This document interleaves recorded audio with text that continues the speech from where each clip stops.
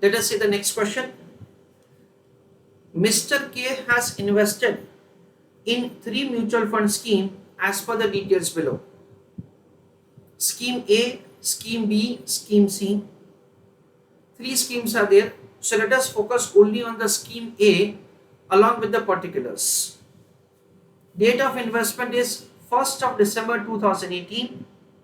Amount of investment is 5 lakhs. Net asset value on the entry date is rupees 5 lakh, is 10.5. Dividend received by end of 3 months is 9,500. NAV at the end of the 3 months period is 10.4. You are required to calculate the effective yield on per annum basis in respect of each of the three schemes to Mr. K up to 31st of December 2019, taking into year consisting of 365 days. Provide a brief comment on the course of the action he should take for the future period. Calculations should be up to 3 decimal places. So friends, we have been provided with the information about three schemes. Let me explain you. All of you are requested to pay attention. A, B and C, there are three schemes in which the investment is made. The date on which investment is made is 1st of December 2018, then 1st of January 2019 and 1st of March 2019. Language of the question is very clear. Let's say you are required to calculate the effective yield on per annum basis, that is in annualized term, in respect of each of the three schemes up to 31st of March 2019. So what will happen, we understand December, January, February and March. 31 days of the December, 31 days of the January, 28 days of the February, because 2019 is not a leap year, and 31 days for the February month. That is what's the time period for which say you are holding the investment. So it is 31 into 3 plus 28, that comes to 121 days. And so on, we will compute that, say what is the time period of holding the investment. Afterwards, we understand that in case of the scheme A, what will happen? The return is income divided by investment into 365 divided by number of days of holding investment into 100. See, information is provided that say you are going to receive the dividend of rupees 9,500. Rather, you have received a dividend of rupees 9,500 plus the amount of the investment was 5 lakhs. NAV on the entry date is provided as 10 rupee 50 paise. NAV on 31st of March is given as 10 rupee 40 paise. So this is the valuation of the units at the end of the period. Minus 5 lakhs. Whole divided by 5 lakhs.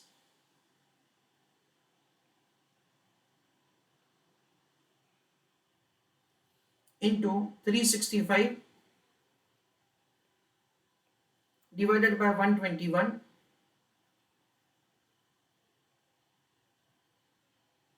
That is the time period of holding investment into 100. This is the way we can make the computation of the return. So friends, see, this is the way we are required to compute the number of days of holding investment, and then so the return is required to be found like this. So write down answer. Working note number 1. Calculation of time period of holding investment. In case of the scheme B, investment was made on 1st of January 2019. So it is 31, 28 and 31. That comes to a time period of 90 days. Then 1st of March 2019, in that it is 31 days. that is the time period of holding investment. This is the way the time period will be calculated, and then we are required to make the computation of the return like this. Next, it is 9,500 plus 5 lakhs upon 10.5 into 10.4. That comes to 4,95,238.09, or instead of that we can write 10 minus 5 lakhs whole divided by 5 lakhs into 365 upon 121 into 100. This is the way we can find the return.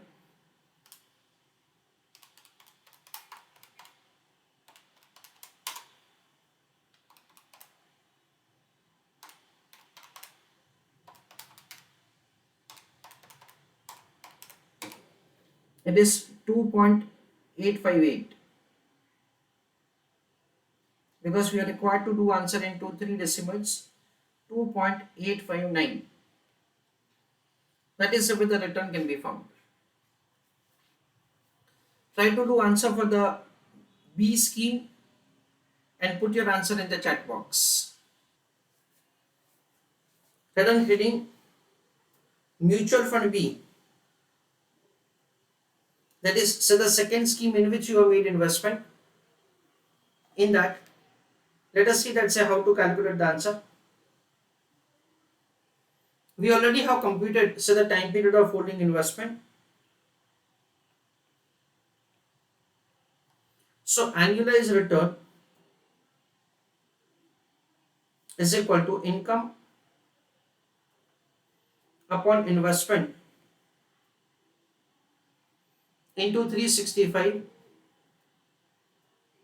divided by n into 100.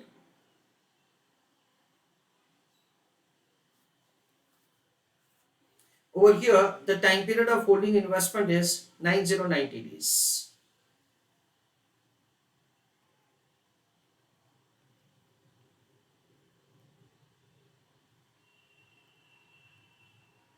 Multiplying with 100 for the purpose of getting answer in percentage term. The amount of the dividend income is 15,000 and the amount of investment 10 lakhs.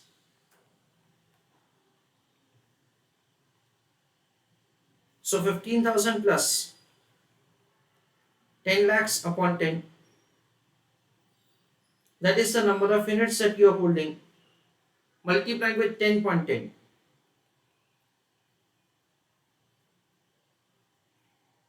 Minus 10 lakhs whole divided by 10 lakhs into 365 divided by 90 into 100.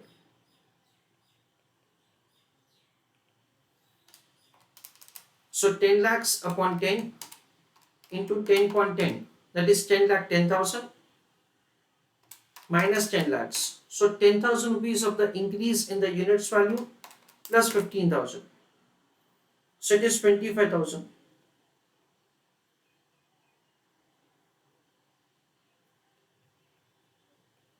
Divided by 10 lakhs into 365 upon 90 into 100.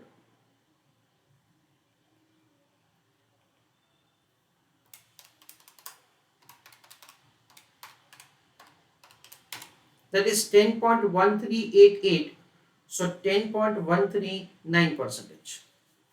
Friends, be careful. Language of the question is very clear. You are required to give answer up to 3 decimal points. See, you can see that the question is providing very clearly calculations should be up to 3 decimal places. So it is necessary for you to give answer accordingly. Now try to do answer for the C mutual fund, and that is the C scheme, and put your answer in the chat box. So the return heading mutual fund C. In that again the same income upon investment into 365 divided by n into 100. As far as the C mutual fund is concerned, in that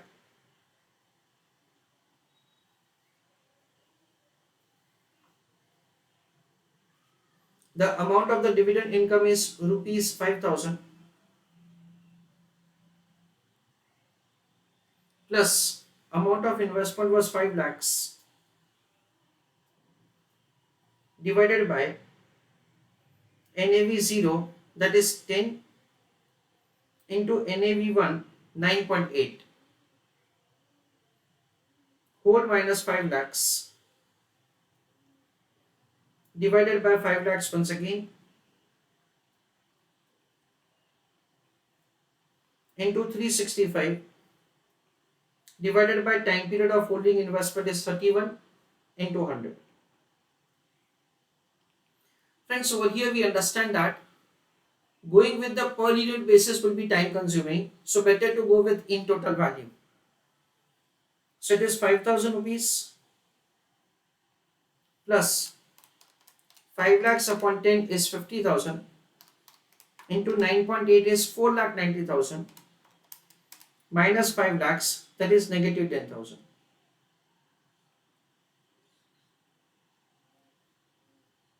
Whole divided by 5 lakhs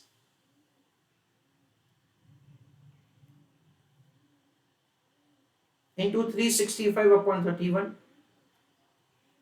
into 100. So 5 minus 10 is negative 5 upon 5 lakhs into 365 upon 31 into 100. So 11.774 negative. That is the way the negative return can be calculated. Now the question further says that provide a brief comment on the course of the action he should take for the future period. So here friends we understand that taking into account the information, that is the returns that we have computed, this is positive return, this is positive return and this is negative return. So of course considering that what will be the future, like the change or the future NAV, investor should take a decision that whether to continue the investment in the respective mutual fund or not. For that there are certain ratios which can be used, like Sharpe ratio, Trainer's ratio, Jensen's alpha. Based on that the decision should be taken that whether to continue with the investment or not. If at all the past returns had not been good, but that does not mean the future returns will also not be good. It may happen that the future return will be good. So taking into account that kind of future expectation, investors should take a decision. So return answer.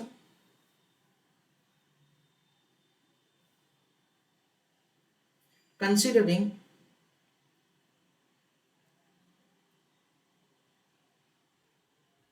future expectation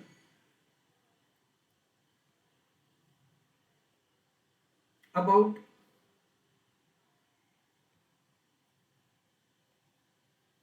performance of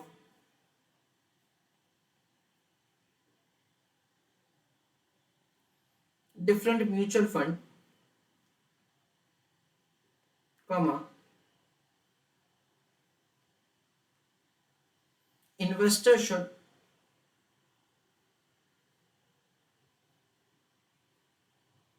decide about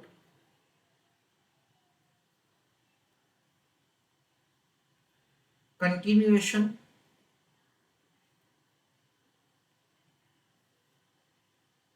of investment. Full stop. If past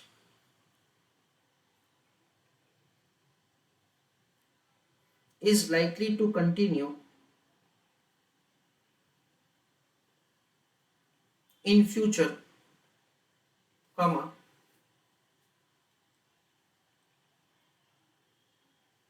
investor should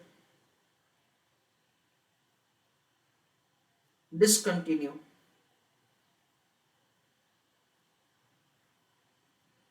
investment in scheme C or mutual fund C. Full stop.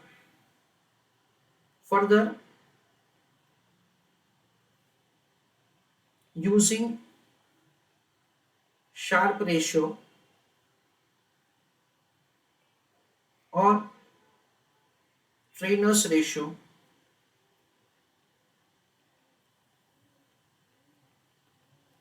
or alpha, that is Jensen's alpha, comma, decision can be taken.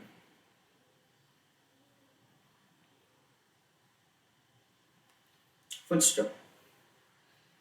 Friends, these are the concepts that we are going to study very much in detail in our very simple chapter of portfolio management.